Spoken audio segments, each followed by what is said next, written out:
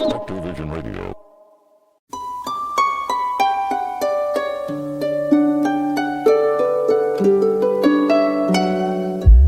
Welcome to Gods, Ghosts, and UFOs, the biggest podcast in the universe. We're here to talk about all the things that they said weren't real, but they actually might be. Should we get into it?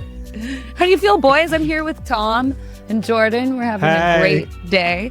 Yeah. Already at least two things to have existential crises about that we talked about before we started recording. So yeah, just a normal Friday. Well, I'm excited for the topics of the day. It's going to be an episode about religious relics and proven quote-unquote miracles. So I think Tom has our first story.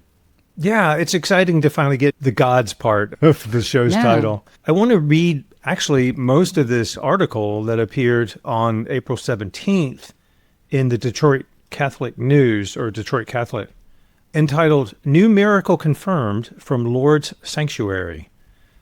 This is just super well written, for one thing. It's just well written, and then there are little details in there which lets you know that it's not secular. And I'm going to read a lot of it because every time I had a question about what this meant or like, you know, the consequences of X, the article would then go on and address that. So I really appreciate this good writing by Carolyn de Sury.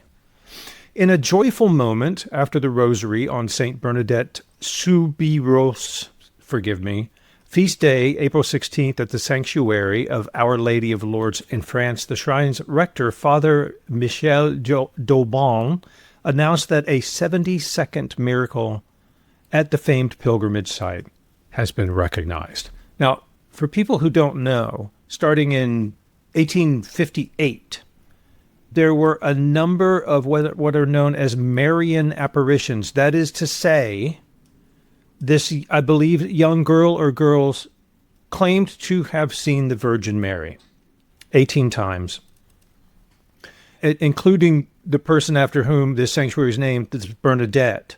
She witnessed the apparitions beginning on February 11th, 1858, and people of her time witnessed the first physical and spiritual healing miracles after visiting the shrine or drinking or washing from the spring Our Lady pointed Bernadette to in an apparition. Ever since then, the Lourdes shrine and those healing waters have been visited by countless millions of people looking for relief from physical or emotional complaints. Out of however many thousands of healing miracles have been claimed from that place, the church has recognized 72 of them, this being the most recent. The sanctuary also confirmed the news on X, saying that Italian woman Antonietta Rocco, who suffered from primary lateral sclerosis, quote, was cured in 2009 during her pilgrimage to Lourdes. PLS is a type of motor neuron disease that affects the nerve cells in the brain that control movement. The breakdown of nerve cells in PLS causes weakness in the muscles that control the legs, arms, and tongue, leaving the patient in a wheelchair. Rocco's Italian diocese rejoiced on April 16th, confirming the news. Following a pilgrimage to the Grotto of Lourdes in the summer of 2009, after bathing in the pools, on her return home, Miss Rocco began to move independently, and the effects of the unfortunate disease immediately and definitively disappeared, Bishop Orofino said, which is astounding. He added that after a long period of careful investigation, the International Medical Committee of Lourdes, an official medical body investigating possible miracles, declared the healing of the lady to be medically unexplained in the current state of scientific knowledge. The news arrived merely 4 months after confirming the 76th miracle. The sanctuary's director of communication said, "We always wonder why there are so few recognized miracles, only 72 compared to the millions of people who come to Lourdes. But it is important to understand that these miracles are the result of long and arduous medical procedures, research, and diagnoses. It's a long and rigorous process. It also presupposes that cured patients come back to Lourdes to report it and agree to undergo all this research and further examination. There are currently over 7,000 cases that have been studied and for which declarations of healing have been attested, but then the final decision to recognize the miracle rests with the bishop of the diocese of the patient who has been cured." And that's some insight into the process. It's fascinating to me. And it reminds me a little bit of what very little I know about the Catholic Church's processes regarding the need for exorcisms and things like that. I wondered what you guys Think about this. The first thing just bursting out of me is all religion and spirituality just one big placebo effect that's actually really delightful, that just leads to people unleashing healing powers in themselves required by approaching these holy places or these holy ideas that allow us to unify with life in a way that we struggle to get to on our own for whatever reason. It's moving and interesting and systematized and strange. And there's so much about this that I feel like we could dive into.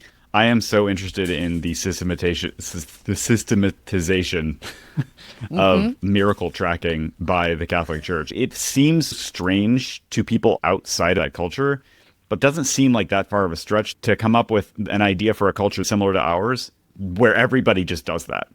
And I think we're on the edge of that already, because you see like the sort of like a reawakening of interest in not only spirituality and transcendence, but also religion, and that there's a lot of people hungering and thirsting after non-materialist paradigms and worldviews. And so it seems very, very strange to a baked-in materialist worldview where you're just like, no, this is the scientific method. This is what we do. But it seems like what the Catholic Church has established is a scientific method to establish the veracity of miracles, which is so, I feel, sort of at fault for thinking it's strange, if that makes sense. Like, I think that's like my problem. That's like not the Catholic Church's problem, Why does it matter that something is verified? Why does it matter that it's so important to them to verify it, that there's a number system associated with it, that you are going to classify something as the 72nd or the 73rd or whatever miracle, like verified miracle?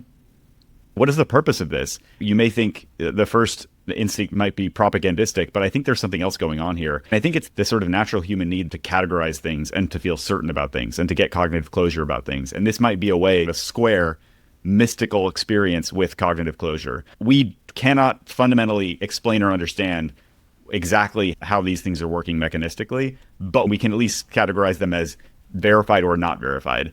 And we can also say that there's gradations within that categorization system where the verified to the not verified may not be a clean break. Well, there's like thousands of cases that may not be verified, but might be miracles. I really love your placebo effect thing, which I think we don't give enough credit to the mysticism of the placebo effect. We don't give enough credit to the immense power of consciousness to defy our understanding of material science. And I think that's pretty amazing too. I'm sure you, Tom. One, dig in. The need to officialize a miracle is probably so that someone doesn't go, the Virgin Mary murdered my ex-husband, it's a miracle, which would reflect badly on the institution. You know what I mean? So they have to kind of go like that. Yeah. The other thing I want to talk about, pursuant to this idea of the power of the unconsciousness, if you think about the placebo effect being an individuated process, there's also a collective unconscious. I don't mean disrespectfully, but in this sense, the Virgin Mary is what is known as an egregor. Do you guys know this term? I don't know. Egregor. Egregor. An egregor is a concept in Western esotericism of a non-physical entity or thought form that arises from the collective thoughts and emotions of a distinct group of individuals. When enough people call upon Christ, Saint Michael, the Virgin Mary, or Isis to come to their aid or to help them or to give them insight, very often these things, I believe, do have powers to the ones who believe that they do have the powers if they're sufficiently powerful enough, if that makes sense. Zeus probably doesn't have the same kind of cachet that he may have had at one time. Certainly, I would imagine that the people coming to Lourdes to be healed by the Virgin Mary fervently believe in the healing powers of the Holy Virgin. You see what I'm saying? Yeah, and therefore, to that extent, without saying it's real or not real, one could classify her as an egregor. Am I oversimplifying if I say it's a little bit like when you think your dad is still holding your bike and you're riding and he's not back there anymore? I mean, basically, that's exactly what, right? Isn't that right? Yeah. It could be, right? There's a question of what is or could be an egregor, right? If you talk about something as being emergent from the collective unconscious, you might be talking about a phenomenon that also doesn't fit into materialist science. You might be talking about something that requires a sort of telepathic connection between multiple people and also their connection to the material world. I've heard a lot of stories about, and I think we maybe mentioned this in previous episodes, if you are in a quote unquote haunted house, your experience of evidence of hauntings, so objects flying across rooms, lights turning on and off, strange sounds, etc., your experience of those kinds of things is very related to your belief in them. There have been documented cases where a group of people went, where the ones who strongly believed seemed to summon these things. Like these things happen because those people believed.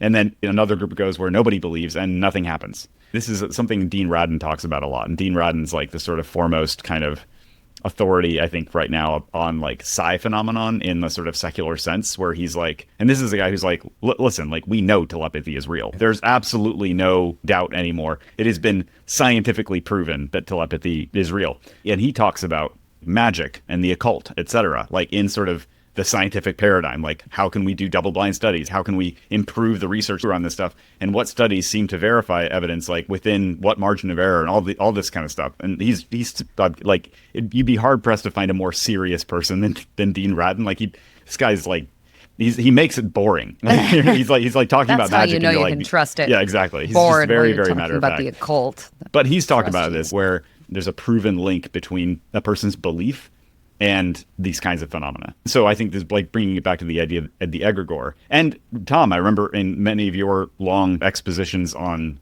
blood falls that I haven't you even gotten suggested. started. Yeah, exactly. I'm going to talk a bit about them today. You suggested that they may have happened during the period that they happened because there was the greatest number of people or percentage of people who believed they could happen. And so they happened. Yeah. They literally physically happened because people believed that they would literally physically happen. And then as that belief sublimated off of the culture and people stopped believing that stuff, it stopped happening. Yeah. No, I do believe that. And part of the reason is that people were more familiar with Homeric idiom. And it doesn't rain blood in the Bible, it rains blood in the Iliad. You would have people who experienced it as a physical event. Many people, if that wasn't happening, especially during the Civil War, you had people using rains of blood as a metaphor, as a rhetorical device, which we don't do either. Pursuant to that, that's sort of how I figured that ghosts or paranormal phenomena has different manifestations according to different cultures. Japanese ghosts are unique to Japan, you know what I mean? And you know, South Asian ghosts or whatever, they all have this certain brand of demons or ghosts or poltergeists that vary, right? People who have UAP experiences would see different things based on what period they lived in, sort of what their brain could filter. It was based on acculturated expectation. I definitely think that comes into play. Yeah. There's two great jokes in there that I'm not smart enough to put together on the fly. But I thought you had them. One of the jokes is that you start reading Homeric texts and accidentally summon blood falls. And the other one is about how people collectively unconsciously decided that they were sick of seeing blood falls, and so they stopped reading Homeric texts. Anyway, guys, we gotta quit. Terrible. We gotta quit using this idiom. Yeah, it has some pretty severe consequences. Yeah. Well, I am intrigued by that because there's obviously the Bible is full of popular text or whatever, you know, mental constructs from the time. It doesn't mean that we're going to summon those things. Just because more people were reading the Bible, there weren't more people turning into pillars of salt. So there's still something really strange that we're interacting with, even if we are influencing it more than we think. There's also something else that's picking and choosing what we're summoning. Co-creation, isn't it? Mm-hmm. So, which suggests a co. Right? Yes. Like if you're saying co-creation, you're not saying we're alone. And if you're saying we are co-creating with not just us, but something else, it's like, okay, well, what is it? That's a great question. And that's a great question. I don't know that we'll find the answer today. Not today. But probably tomorrow. I'm very optimistic. happy. I will say that I'm very happy for Antonietta Racco. I'm very happy that she has apparently been cured. Yeah, of a terrible disease. At the end of the day, they specified paralysis of the arms, legs, and tongue. So it's just like essentially paraplegia plus no talking. I mean, what a nightmare. Sounds like Lou Gehrig's disease or something really awful. That's like pretty close to locked-in syndrome. That's horrible. Yeah. It's like horrible. Literally one of my nightmares.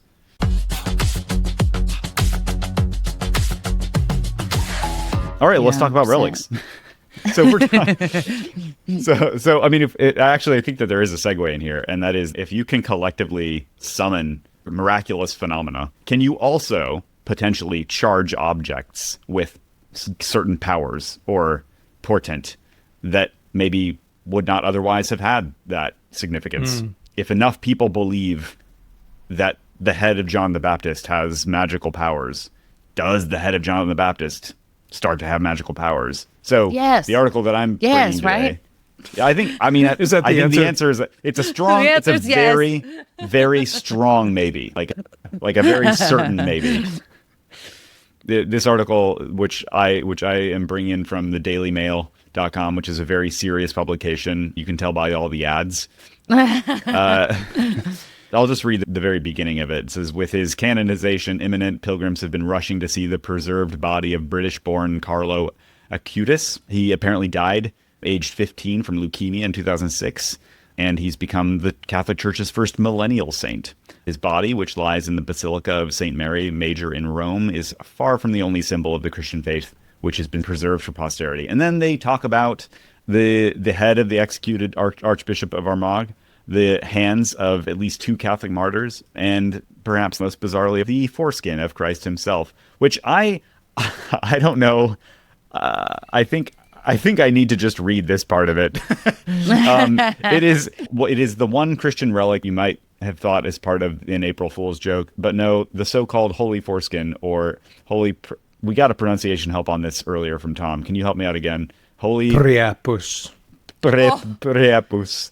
According to legend, the father of Europe, the King of Franks, Emperor Charlemagne, was praying in Jerusalem's Church of the Holy Sepulchre, which is built over the reputed tomb of Christ, when an angel appeared. The tale was recounted in journalist David Farley's 2009 book, An Irreverent Curiosity in Search of the Church's Strangest Relic in Italy's Oddest Town. Farley wrote, placed in front of him was something called the Holy Virtue.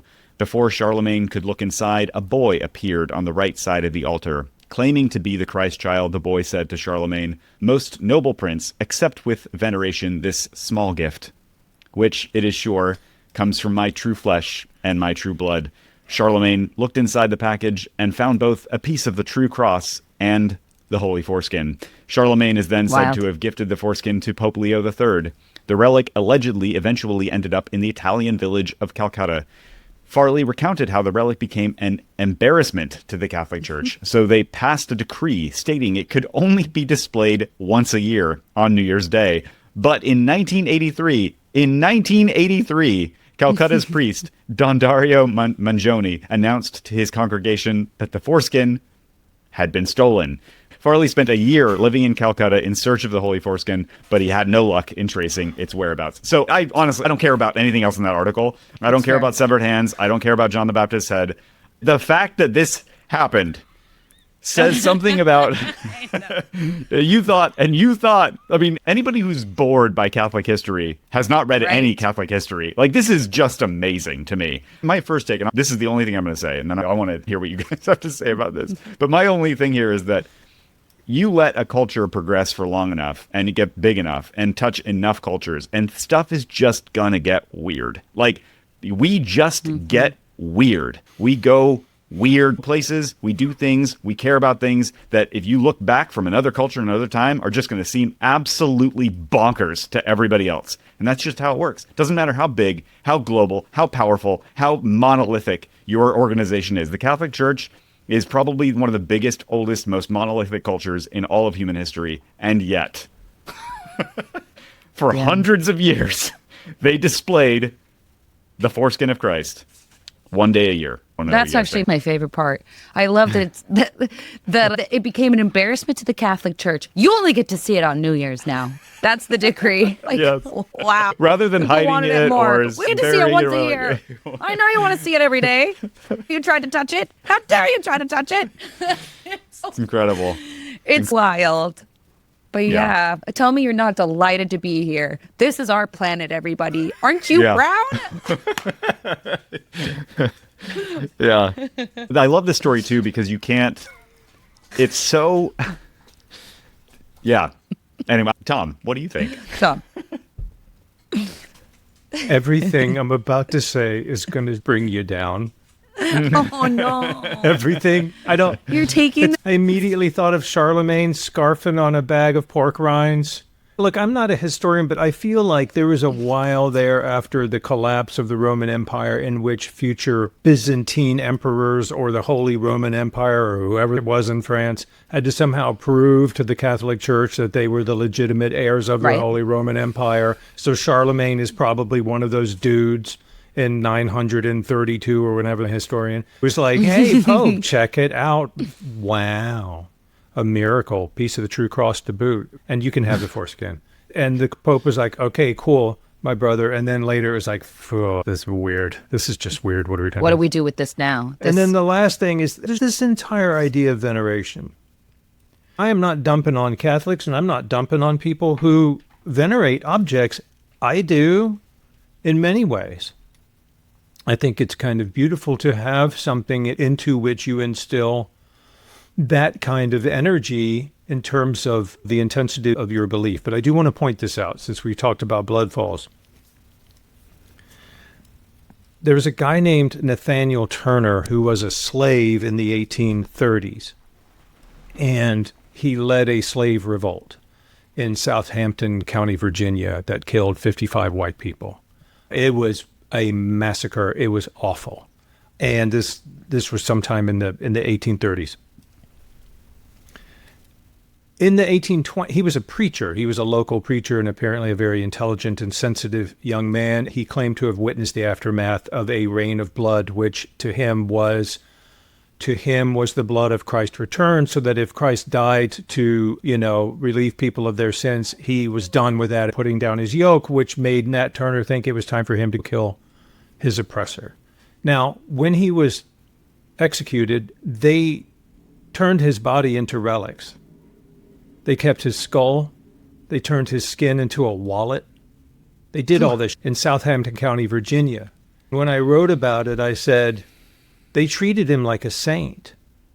The white community received Nat Turner like a saint, and the only church, which would allow that kind of profanity, obscenity, is the Church of Unfettered Capitalism that includes among its central tenets the ownership of other human being and chattel slavery. So I'm not trying to draw a comparison between that and the Catholic Church. I'm just saying that this, like Jordan said, we do some weird shit with physical objects and making them placeholders for meaning. I feel like he was venerated as well in a sort of a profoundly different way. Wow. You're welcome. It's pretty great. I feel sobered. Yeah. Yeah. Yeah. Thanks for finding out. Anytime you just need You're like a vampire. Anytime you need to tie your balloon to an anvil, you just call old Tommy. I'm floating away. Sit down. Sit down. I think that's about as good a place as any to wrap up. Okay, just one question. Please. Who's going to star in the biopic of the dude who spent a year searching for the foreskin of penis? Go. I know. Who's going to star in that? Gerard Butler? And then he finds out that the foreskin was actually his father's? I'm going with Timothy Chalamet. I also thought of Timothy Chalamet. I really think that this is a biopic. Means something. It could be Denzel Washington with a lot of gravitas. Oh, that's fair.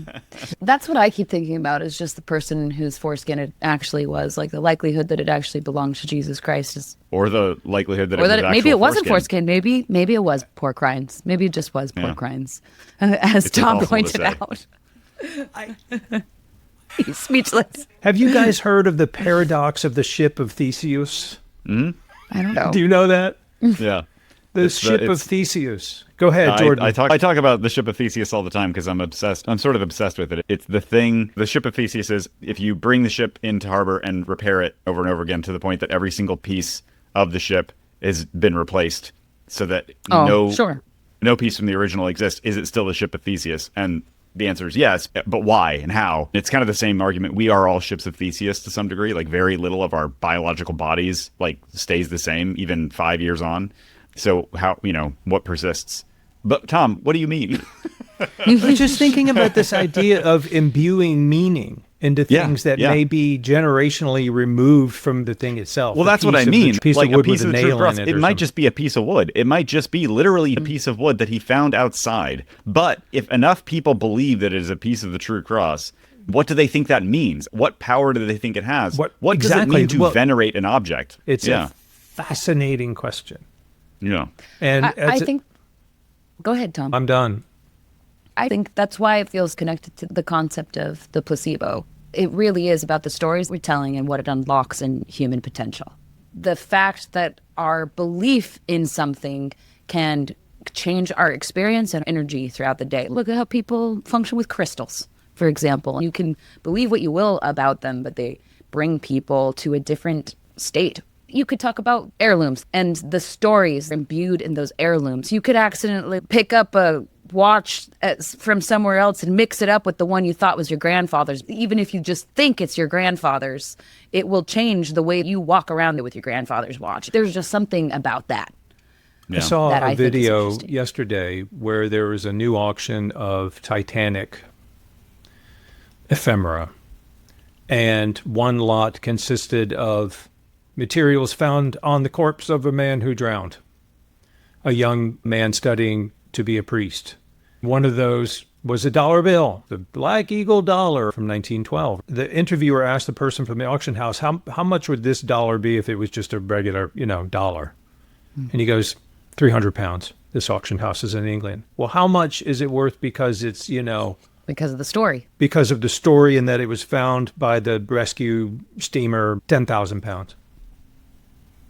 Yeah. Yeah. Yeah. And I think that in itself is a kind of veneration, right? Absolutely. This was an object from the Titanic. Fame is just popularity. We deal with it all the time, like on a daily basis. Like status is something we're all dealing with. And this idea that like only religious people venerate and only religious people or spiritual people are engaging with this kind of truth of the fact that like our stories and the way that we tell them will change the way we live and the way we engage and what we do every day. If we don't consciously do that, it'll happen anyway. Like you either do it conscious or it does it to you. Yep. I think it's worth being aware of. And I just love this idea because this is so much tied into the phenomenon that we discussed, which is that you can have the most intensely personal experience, and it may be a placebo effect that is unique to you or unique to your personal belief systems, and this amazing thing happens, but it can also be collectivized. It can become its own sort of discrete spiritual entity that the esotericists believe, the cultists believe in, not the Virgin Mary necessarily, but just, that's amazing. That's amazing to me. And it reminds me of the paradox of music. You write a song and it's the most personal thing. The lyrics are very personal to you and you write it to please yourself, and then it resonates with people you'll never meet. Mm-hmm. And both things are true, Yep. And that's beautiful. I think we finally did an episode worthy of the first word in the name of this podcast, because I think a lot of what we're talking about is what we mean when we say gods, because gods are the objects of worship, and you can and justifiably should evaluate what kinds of gods you are or are not worshiping, or what kinds of gods other people may or may not be worshiping. But what we are talking about is a kind of worship. Veneration is a kind of worship. Egregor is a sort of emergent phenomena of worship or veneration or belief. And to be honest, that's why we named this show Gods, Ghosts, and UFOs, because they're taken by that definition at the very least, and much farther beyond that, by that definition, gods are very real. We're not just saying gods are constructs of human psychology. There's something much bigger, much more mysterious, much more miraculous going on, even though it may be contained to certain insular cultures or certain networks of people who share value systems, who share worship practices, even though they may not call that. I'm thinking of sneaker culture, right? Like, I'm thinking of the people who worship certain items or trading baseball cards, for heaven's sakes. There are absolutely a host of very passionate worship in material things that become, I think, in a large way, godlike. So, it's not for nothing that the rarest thing is referred to as the Holy Grail. Yeah. That's the Holy Grail of right. collectible coins. Absolutely. Yeah. All right, we're going to wrap up, and I want to first let everyone know that when we stop recording this episode, we are going to start recording the follow-up to last week's bonus episode when we heard about Mal's story about how she went through a 7-day silent retreat and the experiences she had. We didn't have enough time to really dig into Tom and I's responses to that because it was like a pretty mind-blowing story, and that's all I'll say. And we are desperate to continue talking about it. In fact, not just us, but Mal herself was like, when are we going to talk again? And so that's what we're going to do now. But it's going to continue being behind a paywall. If you want to hear the full conversation, including last week's bonus episode and what we're going to record now, go to Substack. You can either go to godsghostufos.com. Sometimes that link doesn't work. If it doesn't, find us on Substack directly. Links in the show notes, etc. Come support us. Support us if you can. Share your stories. We all have them, and you have them too. It's an ongoing conversation and one that we're excited to engage in with you. Thanks for being there. We're just glad you're here. See you later.